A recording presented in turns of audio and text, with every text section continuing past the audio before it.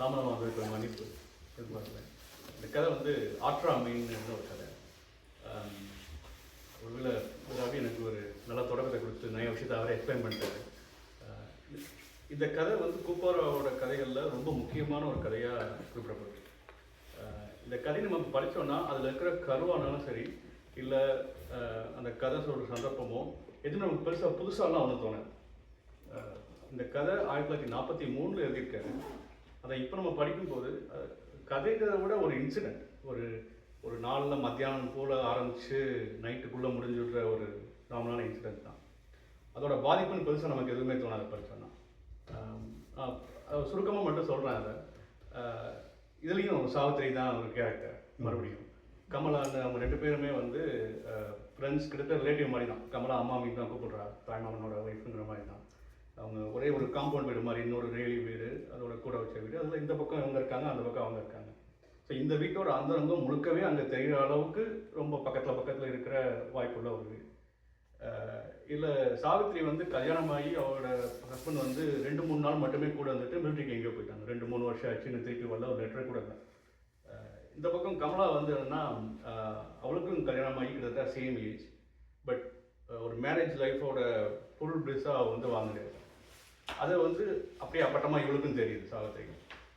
இவன் மனசில் இருக்கிற அந்த ஏக்கம், மறுபடியும் குப்பாராக்கே உண்டான அந்த அந்தரங்க உணர்வுகள், குறிப்பாக பெண்களோட விளைவு, வேட்கை, அந்த பாலியல் உணர்வுகளை காட்டுற மாதிரி தான் அந்த கதை இருக்குது.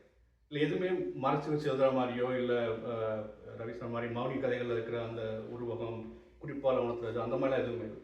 ரொம்ப வெளிப்படையான உணர்த்து சொல்கிற மாதிரியான வார்த்தைகள் தான் எல்லாமே. கதையை படித்த உடனே நமக்கு புரிஞ்சிடும், 10 நிமிஷத்துலேயே கதை தெரிஞ்சிடும். இல்லை என்ன அதுனா, மனசுக்குள்ளே இருக்கிற அந்த வேட்கை, அதனால் வர பொறாமை கமலா மேலே ரொம்பவே இருக்குது சாவித்திரிக்கு. மத்தியானம் ஃபுல்லாக பேசிகிட்டே இருக்காங்க. அவள் ஹஸ்பண்ட் வந்துடுறா, நான் போய் காஃபி போடணும்னு சொல்லி அவசரமாக ஓடுறா. அவங்க ரெண்டு பேரும் ரொம்ப அந்யோன்யமாக இருக்காங்க, இது இவங்களுக்கு தெரிஞ்சிது. இந்த விருப்பனால் என்ன எதுலேயுமே நாட்டமே இல்லாமல் ஒரு காஃபி போட்டு குடிக்கிறதுலையோ, இல்லை வீட்டு வேலை செய்கிறதுலையோ, வாசல் தச்சு குழம்புலையோ எந்த விதமான நாட்டமும் இல்லாமல் இருக்கிற ஒரு கேரக்டர். இந்த வெறுப்புனால என்ன பண்ணுறான்னா, அன்னைக்கு நைட் அவங்க ரெண்டு பேரும் ரொம்ப அந்யோன்யமாக இருக்கும்போது வாசலில் அந்த ராகவன் தான் அந்த கமலாவோட ஹஸ்பண்ட். அவளை பார்க்க வர ஃப்ரெண்டுக்கு இவளே என்னன்னு தெரிஞ்சுமே வந்து கதவை திறந்து நீங்கள் போய் கதவை தட்டுங்க, டிஸ்டர்ப் பண்ணுறதுக்காகவே உள்ள அவளை வந்து அவளை பண்ணுறான். இது முதல்ல வந்து அவன் மனசில் இருக்க அந்த பொறாமையினால் வர ஒரு விழிப்புணர்ச்சி, அதுக்காக வேணும்னே செய்கிறது தான். ஆனால் அந்த ஒரு நிமிஷத்தில் வந்து ஒரு அந்நியன் முன்னாடி அவங்க அந்தரமாக நினைச்சு பண்ணோடனே கமலாவுக்கு வந்து ரொம்பவே கோபம் வந்துடுது, ஆற்றாமை. இதை உணர்கிற சமயத்தில் அவளுக்கு வர்ற அந்த ஆற்றாமை தான் கடைசியாக இப்போ சித்திதான பேயே அப்படின்னு சொல்லி அதோட முடிச்சுடுறாங்க கதை. ஸோ அவ்வளோதான் அந்த சந்தர்ப்பம். இந்த கதை இப்போ நம்ம படித்தோம்னா இதில் என்ன இருக்குது, இதை போய் ஏன் வந்து தமிழ் சிறுகதையோட ஒரு உச்சக்கட்ட வடிவம், தமிழ் சிறுகதையின் முன்னோடி எழுதுன ஒரு முக்கியமான கதை ஏன் சொல்கிறாங்கன்னு முதல்ல நமக்கு புரியுது. முக்கியமான காரணம்னா, இந்த ஒரு சந்தர்ப்பத்தை மிக நேர்த்தியான வடிவத்தில் தேர்ந்தெடுத்த வார்த்தைகள்லாம் ரொம்ப சொற்சிக்கனத்தோடு அவர் வந்து வடிவமைச்சிருக்காரு. இது பார்த்தா ஒரு கிளீஷே மொமெண்ட் தான் இல்லையா? இந்த மாதிரி வந்து ஒரு பெண்ணுக்கு இருக்கிற அந்தரங்க உணர்வுகளை இன்னொருத்த மேலே இருக்க பொறாமையை எப்படி வெளிப்படுத்துறாங்கிறது அதுக்கப்புறம் நிறைய கதை வந்துச்சு. ரவி சொன்ன மாதிரி தீஜால ஆரம்பிச்சு, அப்புறம் பாலகுமாரன், வண்ணன், வண்ணதாசன் எல்லாருமே இதை வந்து ரொம்ப டீட்டெயிலாக இருக்காங்க. ஸோ இலக்கியத்துலேருந்து கமர்ஷியல் லிட்ரேச்சர் வரைக்கும் எல்லாமே இது வந்துச்சு. ஆனாலும் இது ஏன் முக்கியமாக இருக்குன்னா, அந்த சிறுகதைக்குன்னு உண்டான வடிவத்தை 1940களிலேயே ரொம்ப தெளிவாக உணர்ந்து அதை கொண்டு வந்த முக்கியமான ஆள் கூப்பிட்றாங்க. அதுக்கு முக்கியமான காரணம் அவருக்கு வந்து வடமொழி இலக்கியத்தில் பாண்டித்யம் இருக்கு, தாகூர் மேலே பெரிய ஈடுபாடு இருந்திருக்கு.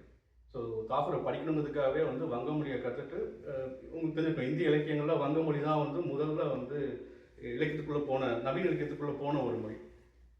தாகூர் மாதிரியான பெரிய கவிஞர்களோ அவங்க படைப்புகளோ வந்ததுனால அதை நேரடியாக வங்கத்துலேருந்தே படித்து நிறையா மொழிபெயர்ப்பு பேசுனால அதை பற்றின ஒரு ஐரோப்பிய இலக்கியத்தோட வடிவத்தோட ஒரு புரிந்துணர்வு வந்து இவருக்கு ரொம்ப முன்னாடியே இருந்திருக்கு. அதை ரொம்ப சக்ஸஸ்ஃபுல்லாக வந்து தமிழ் சிறுகதையில் வந்து இவர் கொண்டு வந்திருக்காரு.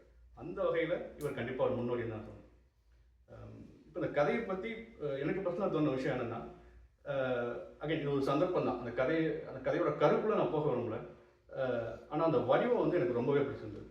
இதை படிக்கும்போது ரொம்ப கிளீஷேவான ஒரு கண்டென்ட்னு தோணுனா கூட, இந்த கிளீஷேவான கண்டென்ட்டை இப்போ நம்ம எடுத்துகிட்டு நாம் இதை எழுத முயற்சி பண்ணால் நம்மளால் அந்த வடிவ நேர்த்தியோட, அந்த சொற்சிக்கணத்தோடு அந்த விஷயத்த சொல்ல முடியுமான்னு தெரியல. அது அப்போவே வந்து கிட்டத்தட்ட 70-80 வருஷத்துக்கு முன்னாடியே அவர் சக்ஸஸ்ஃபுல்லாக ட்ரை பண்ணியிருக்காரு. ரெண்டாவது முக்கியமான விஷயமா தோணுது, அவர் காமிக்கிறது எல்லாமே வந்து மௌனி மாதிரி உணர்வுகள் இல்லை. வெளியே தெரிகிற அந்த சீனை ஒரு வார்த்தையில் இல்லை ஒரு சொற்றொடர்லேயே வந்து ரொம்ப தெளிவாக வந்து ஒரு விஷுவல் எக்ஸ்பீரியன்ஸாக காமிச்சிட முடியுது அவரால். இதில் பார்த்தீங்கன்னா கதையில் வந்து அவள் சாவித்திரி பெட்டில் போண்டு படுத்துகிட்டே தான் பேசுகிறான். ஸோ கமலாவுக்கு அவளுக்கு இருக்க அந்யோன்யம் முதல் 2-3 விஷயத்தையே தெரிஞ்சிடும் நமக்கு. அடுத்து அவங்க அம்மா வந்து கேட்கும்போது பெருசாக பதில் சொல்கிறதில்ல. வாசல் ஒரு பால்காரி வரா இல்லை ஒரு தயிர்காரி வரா, யாருக்கும் எந்த பதிலும் சொல்கிறதில்ல, எந்த வேலையும் செய்கிறதில்ல. ஸோ இதெல்லாம் வரிசையாக அடிக்கிட்டே வரும்போது ரொம்ப தெளிவாக அந்த அந்த அந்த சூழலே முழுக்க நம்ம கண் முன்னாடி வந்துடும். இப்போ இந்த மாதிரி வந்து அந்த வயசில் இருக்கிற ஒரு கல்யாணமான பொண்ணு எந்த வேலையும் செய்யாமல் வீட்டில் இருந்தால் நம்ம வீட்டில் நம்ம எப்படி வீட்டை பண்ணுவோம்? இப்போ கூட வந்து அவ்வளோ சாதாரணமாக விட்டுற மாட்டோம். ஏன் இப்படி இருக்க போய் ஏதாவது செய் அப்படின்னு சொல்லுவோம். ஆனால் இது அந்த 40கள் காலகட்டத்திலே இப்படி ஒரு பொண்ணு அப்படி இருக்கான்னா அப்போ அவரோட வீட்டு சூழல் எப்படி இருந்திருக்குன்றத ஒரே வரியிலே வந்துடும். அவங்க அம்மா அதை சொல்லிட்டு கேட்கலன்னு நார்மடி புடவை கட்டிட்டு ஒரு நெத்தியில் விபூதி இட்டு அவங்க அண்ணாத்துக்கு போயிட்டா அப்படிங்கிற மாதிரி ஒரு கதை. ஸோ அந்த ஒரு வரியிலே வந்து அது ஒரு 2 பெண்கள் மட்டுமே இருக்கிற ஒரு வீடு, வீட்டில் அப்பா இல்லை, அவங்க அம்மா ஒரு விதவை, அப்போ அவளுக்கு கேட்கறதுக்கு ஆள் இல்லாத ஒரு இடம் அப்படிங்கிறத வந்து அந்த ஒரு வரியில் சொல்ல முடியுது அவரால். அதே மாதிரி இன்னொரு வரி என்னென்னா வந்து அந்த கமலாவோட கணவன் அந்த நிகழ்ச்சிக்கு அப்புறம் ஒரு கோபம் வந்துடும். அதில் சண்டை போட வரும்போது அதுவும் இதுவுமா சேர்ந்து அவன் கோபம் எகிரிச்சு அப்படிங்கிற மாதிரி ஒரு லைன். அது இதுங்கிற 2 வார்த்தையிலேயே வந்து அந்த ஒட்டுமொத்த கோபத்தை வந்து அவரால் காமிக்க முடியும். அந்த மாதிரி தேர்ந்தெடுத்த வார்த்தைகளில் எவ்வளோ கணக்கச்சிதமாக வந்து ஒரு சிறுகதையை எழுத முடியுங்கிற விஷயத்தில் கண்டிப்பாக அக்கப்பார் வந்து முன்னோடி தான் தோணுது. இன்னொரு விஷயம் என்ன தோணுச்சுன்னா வந்து கிளீஷேவாக ஆகிட்ட ஒரு விஷயத்த நம்ம இப்போ படிக்கும்போது அதுக்கு எந்த அளவுக்கு நம்ம இம்பார்ட்டன்ட் கொடுக்கணுங்கிறது. ஜேயோட கட்டுரை ஒன்று இருக்குது, எம்டி வாசுதேவ நாயரை பற்றி இருந்தது, சமீபத்தில் நான் படித்தேன். அதில் வந்து எப்படின்னா வாசுதேவ நாயரோட முக்கியமான கேரக்டரிஸ்டே வந்து ஒரு நல்ல இன்னசென்ட்டான ஒரு நல்ல அழிகிற குடும்பத்தில் இருக்கிற ஒரு நாயகரோ நாயகியோ அவங்கள அவமானப்படுத்தப்படும் போது ரொம்ப கோவப்பட்டு சபதம் எடுத்துக்கிட்டு கோச்சிட்டு போகிற மாதிரி ஒரு கேரக்டர். இதை படித்தோடனே தெரிஞ்சது ரொம்ப கிளீஷே, எத்தனையோ படத்தில் எத்தனையோ கதையில் பார்த்துருப்போம். ஆனாலும் அதை ஒரிஜினலாக கிரியேட் பண்ண அந்த கிரியேட்டருக்கு நாம் எந்த அளவுக்கு முக்கியத்துவம் கொடுக்கணும், அதை எப்படி நம்ம ஐடென்டிஃபை பண்ணுங்கிறது ரொம்ப இம்பார்ட்டன்ட் அப்படின்னு கான்செப்ட். ஸோ அந்த விஷயத்தில் கூப்பாராவுக்குமே வந்து அந்த முக்கியத்துவம் நம்ம கொடுக்கணும் அப்படின்னு நினைக்கிறேன் நான்.